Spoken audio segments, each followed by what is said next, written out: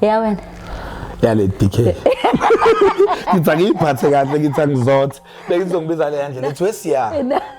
Singiyazwakala.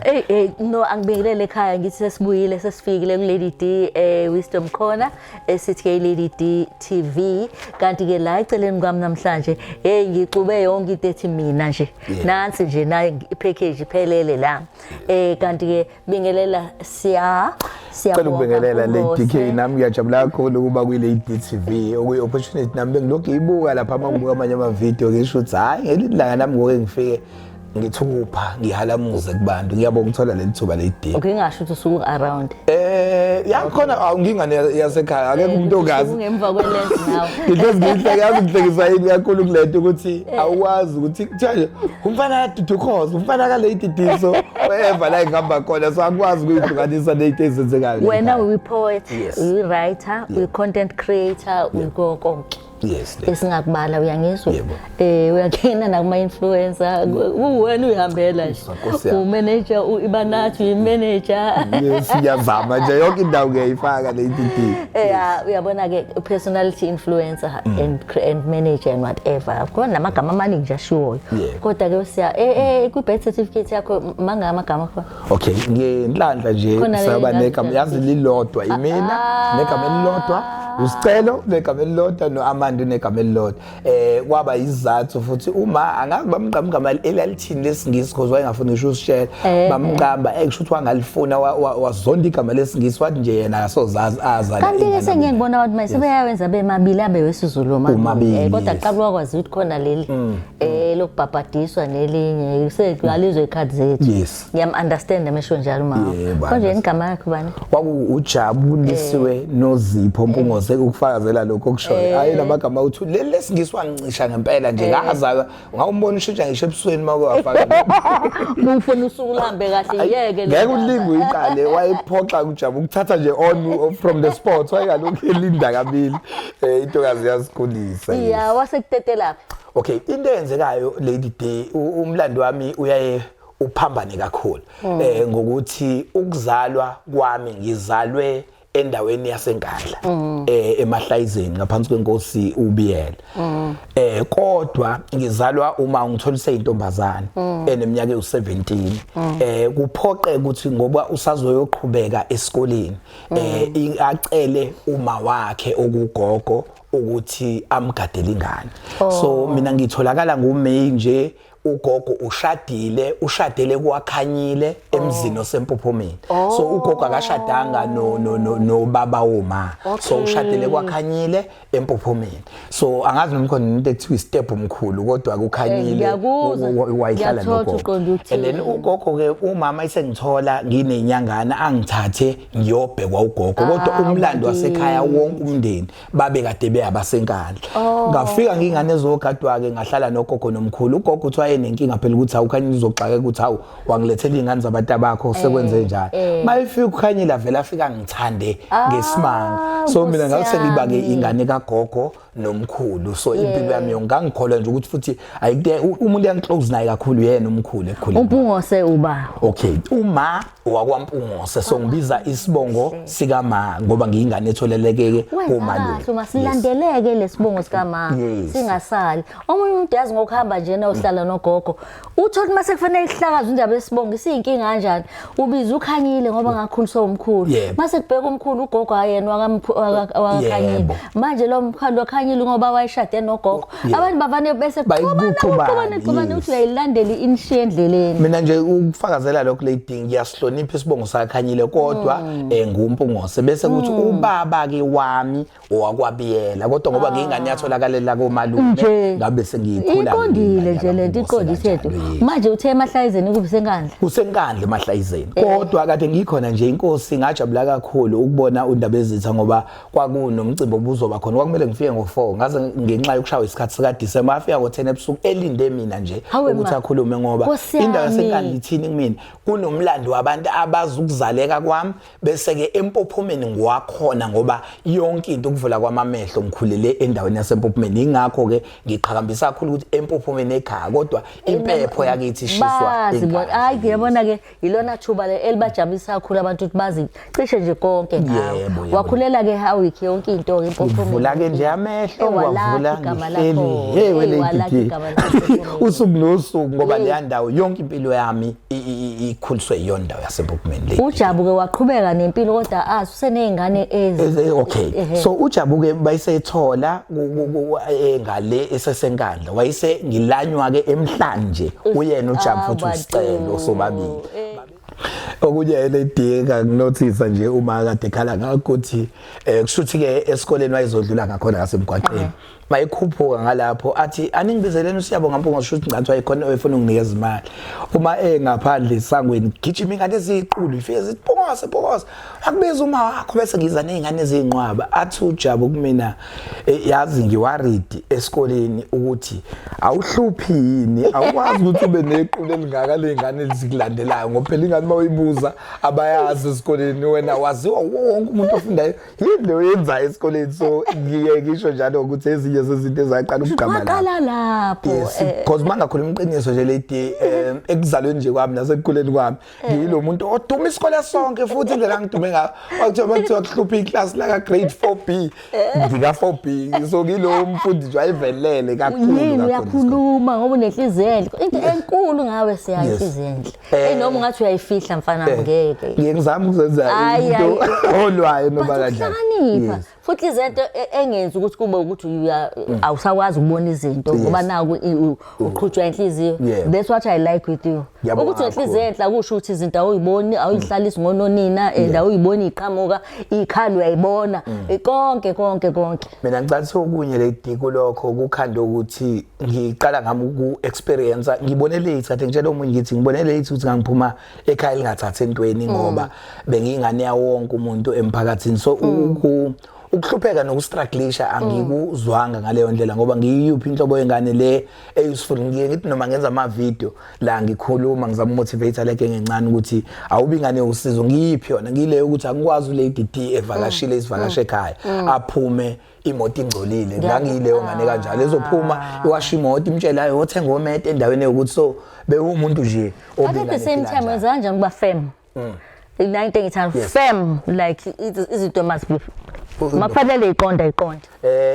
same politeness yes team yonke yaziyo lady esebenza nayo ukuthi ngihlezi ngitshela ukuthi ekugcineni kwakho ngizosiza ukufihla into esungangiphethe kahle ngize ngihleke ukuthi ebusuku abama content ngithikameza uma mhlawumbe ngithikameze ngo9 ayingikholela ukuthi ngivele ngiyenze ngawo 9 ebusuku icall ngisheshe ngiyenze ngilale sengihlambuluka inhlambuluko ngifuna iyenzeke ngaleso sikhathi okay esifune niqale nina sithi la nasenenza khona nifunda nabangani bakho what you remember kakhulukazi ngesikole into engikhumulayo esikoleni ukuthi ke kwakuthi ngangihlezi ngizoba umuntu ohlukile ukuthi eclassini makumele kuyo presentwa phambili ngilo othandwa kakhulu abafundi ukuthi ayo present ephinde futhi thola ukuthi ekuhlupheni kwami bonke othisha babengithanda ngoba kwangekona ukuhlupha kokudelela kwakuyilokho ukuthi kuzoba nama jokes azokwenzeka eclassini because uzokwenza izinto ngendlela yakhe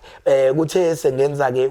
ongafunda ngisuka eqhamukile lo primary ngaya ezamthula nakhona ngiyilo velele ngoba izizathu singenza ngikusho lokho ukuthi bonke othisha bayibangifundisa mabehlangana nami endleleni bayakwazi ukungirecognize abangikhohle ngithe sengifunda ke e-high school kwangena lezi zinto zoma acting ezikoleni nami so nginothando kakhulu ngenza ugrade 8 nje lady nalento ukuthi ngiyayifunda ezongenza ngivelele besixoxa la kade ngifika no Rocker ukuthi ibhola ngazi nanokuthi offside judge amakunjani ngoba mina ngilo umntwana othanda ukuba seyigcokweni kwaxhunywa isound ngathi ngakhona ngathi ngadansa ngathi ngenza into ibhola lifuhlele phansi udadisha angazi usethi angazi ayithi ngiyalahleka nje ngumqamba baka ngabo uqamba baka umuntu othi ngangena naye enkundleni ngadlala ibhola angilazi akazi ukuthi kwenzekani ngisho dliwe iTeam ngatshela umalume nje ukuthi ngeKaizer Chiefs nami ngisho njalo mayidliwe wathi umuntu eyisidlile akuzweli lutho nje ayikho into kana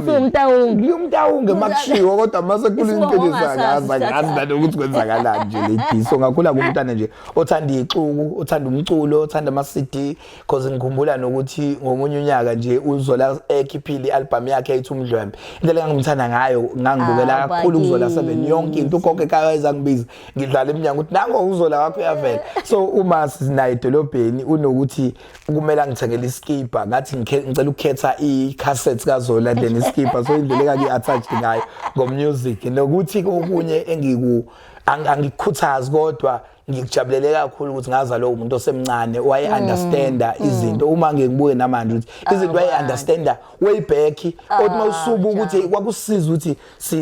siyalamana silamana no-17 years sinaye so into eningi nje ngangiyifunda kanjalo kuyena manje ey'koleni-ke uthandani uthanda uku-analyze izinto uyichaze noma uthanda ama-jokes uzuze ngifuna ukuxhuma la kwi-poetry yes ngiwumuntu wama-jokes la khona impungose kuyahlekwa ngumuntu okwazi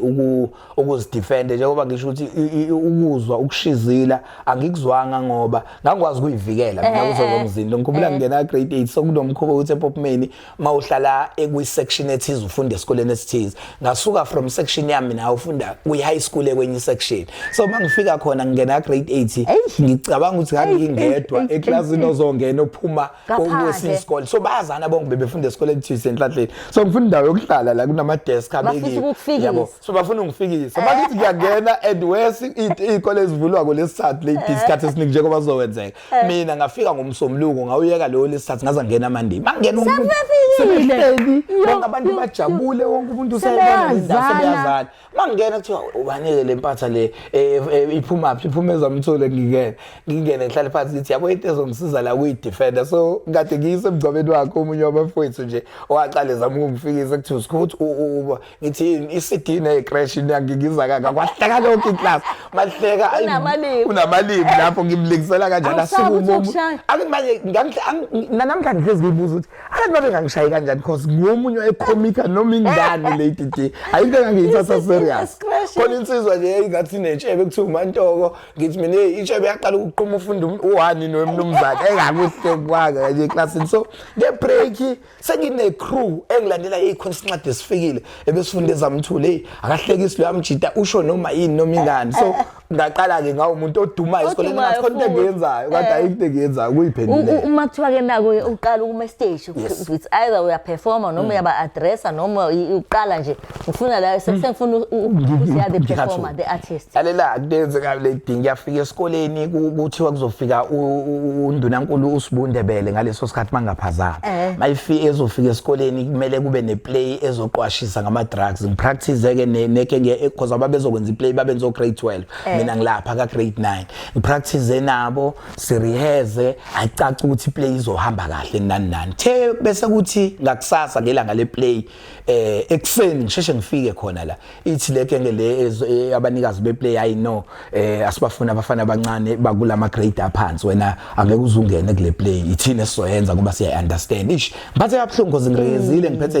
ne costume yami ngizoethakayo la esikoleni ingene le play mabenza sekabenza seqala kuyaxoxa yabo le thing ngiyabona ukuthi abantu babhorekile ayisekho into interesting ngale play and sekukhona ukuthi ungqongqoshe ngoba usefuna ukukhuluma ayikhathwe lento leyenziwe ngani nabo sebeyabona ukuthi ayisenzeka ngendlela bebenayo engqondweni ukuthi bazo excela lapha I was like no ngavele ngangena kwe-stage ngalindele umuntu ngigqoka ichrome elivulekile la ngaphambili le-Nike ebengiliphatha ezikhoshum elingeyoniphatha of iscript lesi ngigqoke ngimadlepudlephu angithi khuluma ngama-drugs angingena ngivele ngiqonde kule character ngiyoyibooster i-confidence yakhe ngithi mina kuyena emfethu ngicela ungidayisele emfethu leliphilisi ngakunika nalesi spova sami ngikhombisa amateki so zonke ingane zaqala zayihleka lento athi lo mjida ubani wena mfethu uzothenga lento ngithi kuyena emfethu mina ngigqoka umswempu kami ngikhomba vele into ehlephukile isihleke zonke ilokuzana ayahlephule lelo drug kwakusangene amaphilisi because abantu abaningi babuko yizo kulesikhathi angiqhephuleleke lelo philisi ngilithathe ngithi hey bra lesi staff onginika sona singenza ngishaye zabo asha so baduma isikole sonke ngoba nabantu abakubona elokushini basathi usayishaya kodwa zabo asha because of leyo play after that sathola recognition esikoleni kwathiwa isithola isitifiketi esiqhamuka kuNdunankulu bacela ukuthi ngihlanganise enye iplay ngoba kuzoba nama students azobe eqhamuka eSweden siwavezela ukuthi ama drugs ay affect kanjani South Africa nakhona ngayenza ngenhlanhla vele sebenza nezobuchwepheshe leso certificate bazosiveza la lokhu zane screening abantu basibona babukele nganzelwa leso certificate ke ngimncane lapho kuna 15 years so ngaduma isikole sonke ukuthi mina uparticipator ezintweni zesikole ezenziwayo ngalandwa kanjalo kwaze kwafika lento yepoetry ke nayo ifika accidentally ipoetry idinga umuntu analyze yonke into kuningi nikwenza ngepoetry niyenza umuntu nithathe into nenze ibe umuntu nithathe into nenze ibe enye into nichaze ngaleyo ndlela ufika nini kubeni deep analyze ngendlela le ezwa kakhulu enihambisana nekhalenda nezimo ezenzekayo nakho waqala nini uhambisana ukuthi ngizoyenza ke deliberately manje yazi le deal ngithinta amawela lapho ngoba ipoetry ngilahlekele umzali ke sengenza wona ugrade 10 and ngibuka manje ngoba ezinzinto kungazazi angithi nginomntana obebhabli owaziwa ukuthi uyahlupha kodwa unabo ukuhlakanipha kodwa nje ukuthi ingane nje ebhabli esikoleni and ngithola experience embi ke ngonyaka ekudlule ngawuma ngenza ugrade 10 ukuthi ngifaile ngizo repeater igrade so mangizo repeater ngibuka manje lento depression ukuthi sike sikhulume ngayo singayazi omunye umuntu angayi understand manje ngibona manje ngimdala ukuthi mhlambe ngangidepress noma ngidlule into eningi so ngathola into ke esikoleni njenge punishment kuthiwa sibhale iCV ngibona manje ukuthi ngangeke vele ngisebenze ngoba angiyibhala kuCV kathisha kodwa wathi asibhale ipoetry mangiyibhala le kuyipunishment mangiyibhala lenkondlo ngiza nayo egroupini nalapho ngayibhala umsebenzi wangaphelela ne short story ngoba kufanele ne short story ngiyibhala ungapheleli masifika lapha athisha ngaza uthathe lo msebenzi awuphose kumina uthisha uqwaba awuphose kanje uchitheke phansi ucoshwe enye ingane iphepha ithi wena ubhalele inkondlo ngithi mina athi hayi musukudlala ngami wena uhlupha kangaka ngabhala inkondlo lenzima manje ngithi ngempela athi awuyisho ngimsholo sise classini and uma uthi uyachecka kuleso sikhathi stage ngisona esokumuntu omusha osethanda naye ukuthi sigqoka ama all stars senze lezi and umuntu obekwazi ukwenza lezi zinto zenzeka kasekho emhlabeni so sekingane ekhula ingane kagogo so inkondlo yami yokuqala ithi hunger and anger yayibhalile so ngihlanganisa ngiyabhala ukuthi I was born in hunger and anger many people used to treat me like a stranger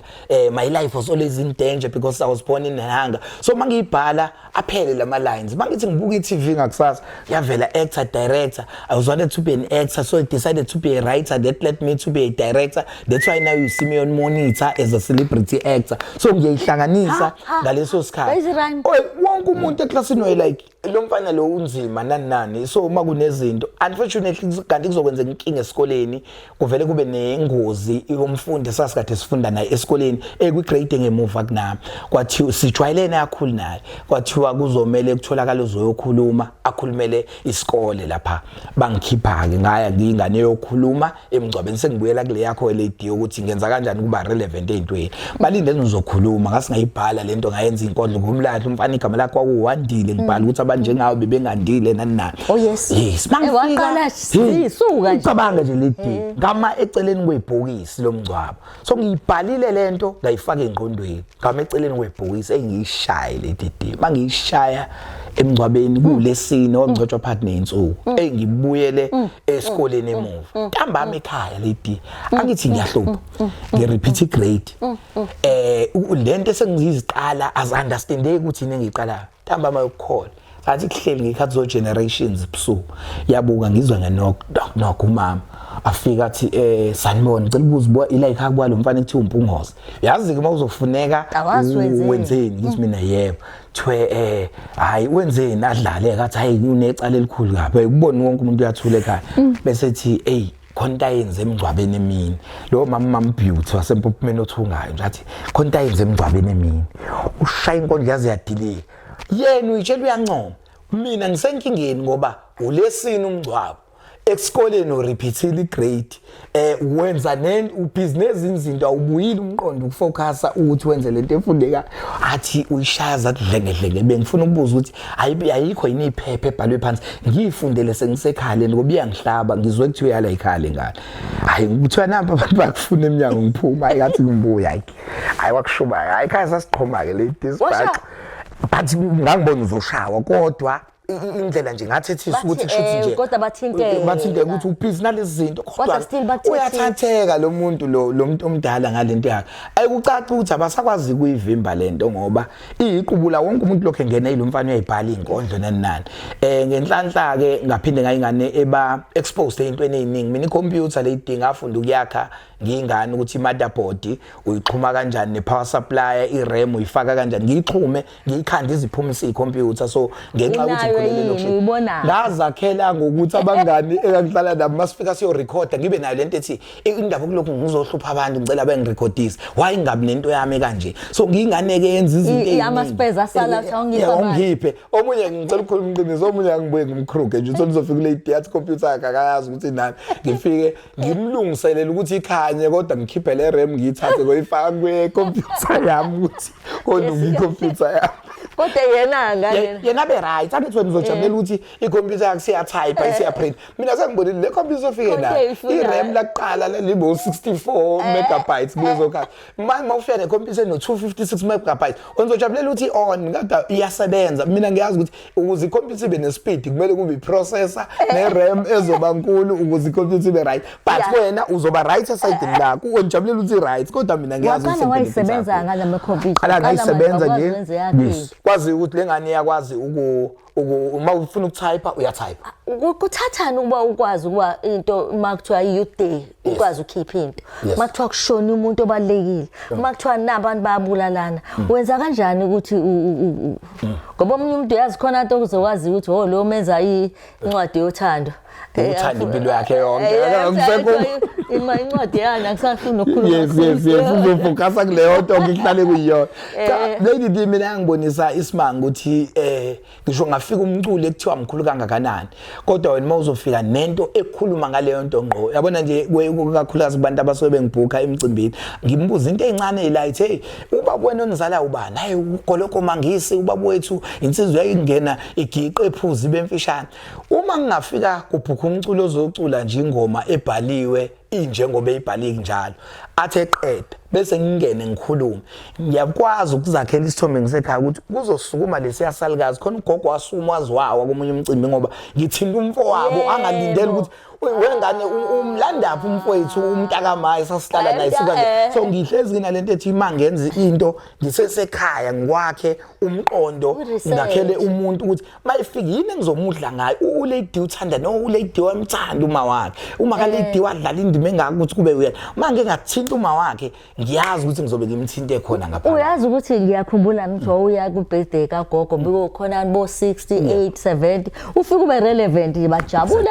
bachwaze wathinte esikoleni la ugida khona phela ezikoleni ngangiyenza nje kanjalo uhulumeni futhi la uzokwenza kanjalo ngiresearch le emgcwabeni futhi kuzoba njalo ephathi ne-ICC kuphi so ucina u-attractor even ama-companies amakhulu ukuthi yesocela senzele into enje and bese manje wena-ke mo-MC esengibonile uthi u-MC futhi uwenza lento yiyona ipoet sho ngamanye amagama uqhamuka nokuhlukile 2 for the price of 1 and ngikwenza sure ngiyayimisa yazi ukuthi mina-ke ungikole DK ukuthi angisho ukuthi ngoba sengingathole opportunity yokusebenza nabantu abanjengo Lady nje ake ngilinganise ngasemsakazweni ukuthi sineminyaka engaphezulu kwa15 kodwa each and every day ngiyasihlupha mina ngolesine ukuthi yini engizoyenza ezo attractor lo muntu ohlele ekhaya angagcine sethi into eyo siyabo ngiyafana iflat lokuzana so ubusuku ngisakhuluma ngedwe sibukweni ngisahlanya yes lama facial expressions abantu abasuke sebewabona ngisuke sengiwabonile mina ngayizolo futhi ngiyawazi ukuthi azoba na iphi impact uyazi ukuthi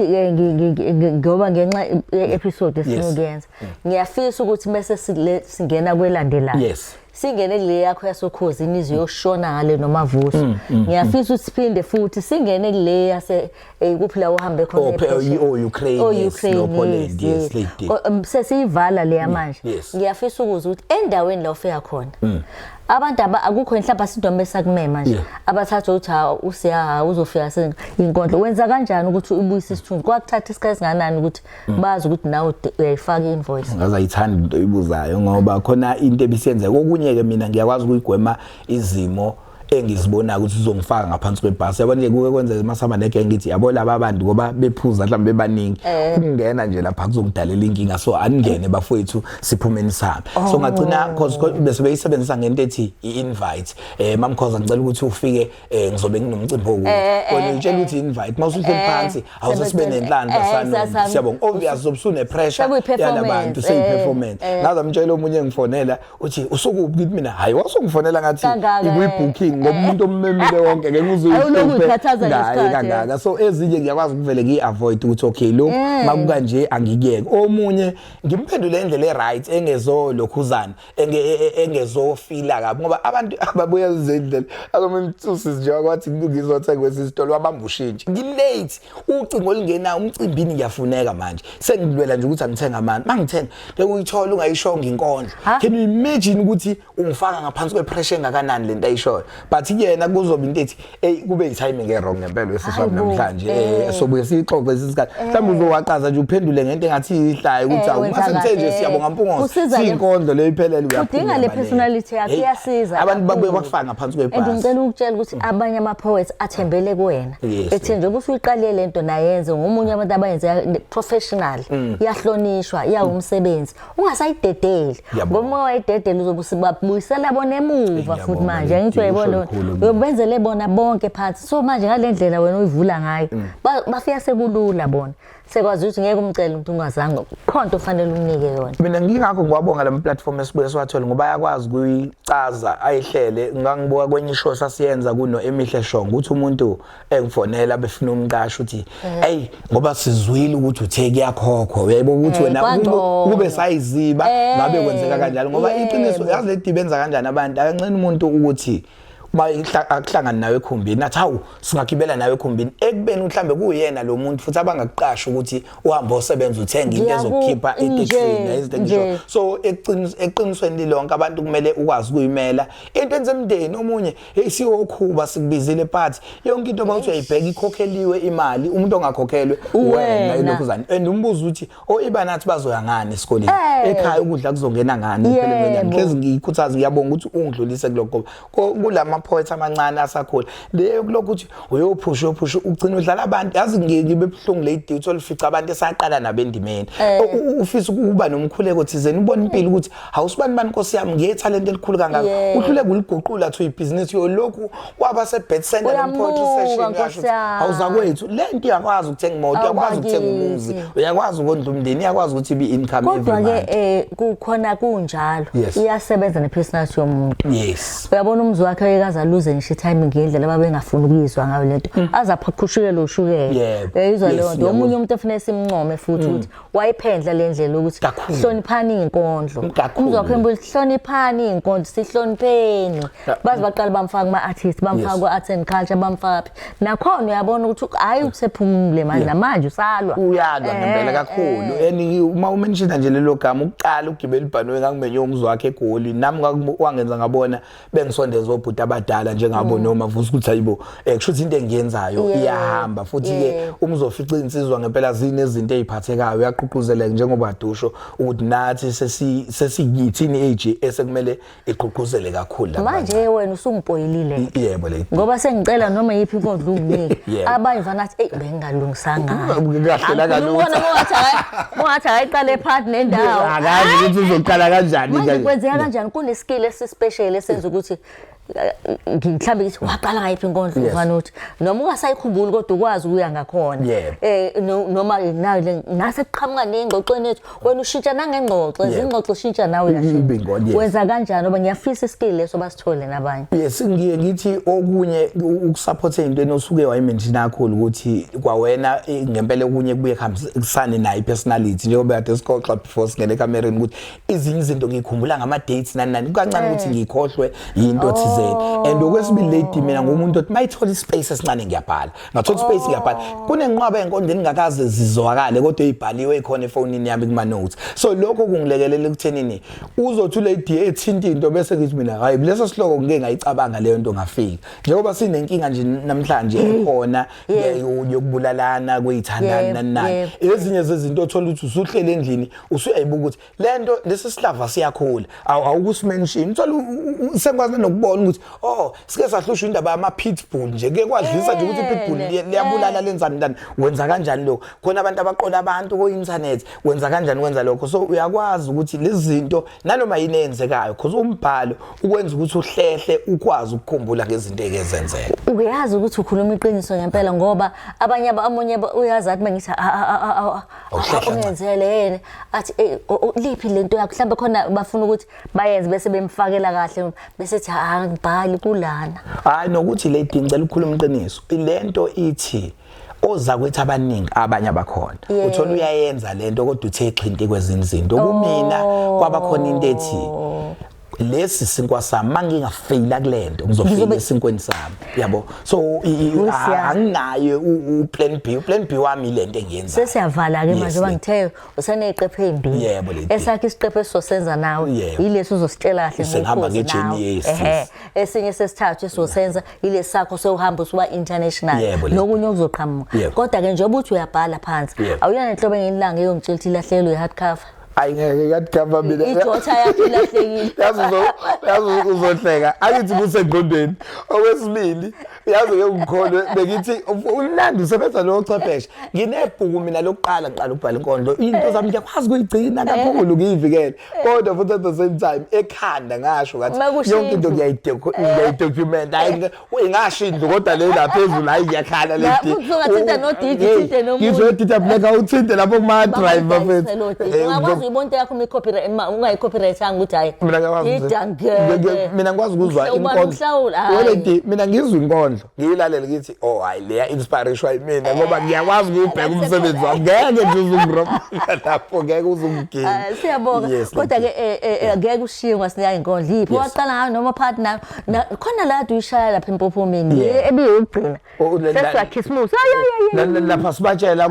sekukuningi but uyazi ukuthi ungichazaphi uma ungibuyisela ekuqaleni vele kakuqale kasi isingisi hayi kasibona ukuthi hayi sizongilahlekisela ama client abonomadok sizongilahlekisela ama client ami emakhaya ngathi mina no umuntu akakahlehle ledinge nganento echaza nje ngami nokuthi ngidlubulundela kanjani ngibika ukuthi shothi makunesimo uzidlula kanjani nazo ngithi sinkwa sami semhla ngemihla ngihlasela ngayo imihla ngemihla ngiphile ukuphila kwaphakade ngenxa yemkhuleko ngithola inkululeko kwezami iziphambeko wena ngithanda ngibalile isigameko intuthuko ngiyibona ngamehlo ekuphileni kwami unqabizehlo bahluleka bengizamazamisa nalabo bangangithandi bebazamisa ngikhathala amadolo kwehla isigelo sizongiqinisa ngomoya oyingcwele mina ngizibona ngivuka ngiphumelela begcwele kodwa esihlizweni zabo begcwele nodokotela bami bomhlaba egodini lami behlola ayisuka mina ngibagilela imhlola ngokubaqeda umona ngoba ungapheli iyahlola ngibabona enhlabathini bengigqiba kodwa ngomyalelo kaThixo bephimba bedame bengidushele ubumnyameni sakunyanya ngivele ngigqame ngokukhanya kube kumnyama ngibabona enhlabathini bengifihla kodwa bebeswacisa imsila bedame bejeqeza bengazelele ngivele ngiqhume sakumila bethi bangigxoba behlabeka ngiphenduka umthento bahlaba usamila ngizibona enhlabathini ngikhula sakubadlula amagatsha ami emakhanda abo ngwalula ngaphansi kwami benethezeka sakhathazeka bethola umthunzi wokuphumula kalula mina ngilokho ngihlalelele ngethena behlangana ngami besho ukungithena hayi manje noma sebengigawula basa ngami izibawula ngeke baze bangishise bengasena kungibuyisela edandi bahlangana nami bangigxobe bangilahle kodwa ngibhina kangipheli moya ngoba ekuphileni kwami kuphila bona baphila ngokungibona bese sihluka ngokubona ukuthi mina ngifike ngibone bona ukuthi bangibona bese ngibona lapha abangaboni khona angithi phela mina ngibuye ngibone nongaboni yabona ukwena ukuthi ufuna ukuphila ngokubona noma ngokubona kodwa ngibhina kangipheli moya mina kangipheli moya siyabonga phela lapha ekhaya nalapho kopomeni ekhaya ngabo mntumrakho siyabonga siyabuya no Patrice Bonge kakhulu siyabonga le DK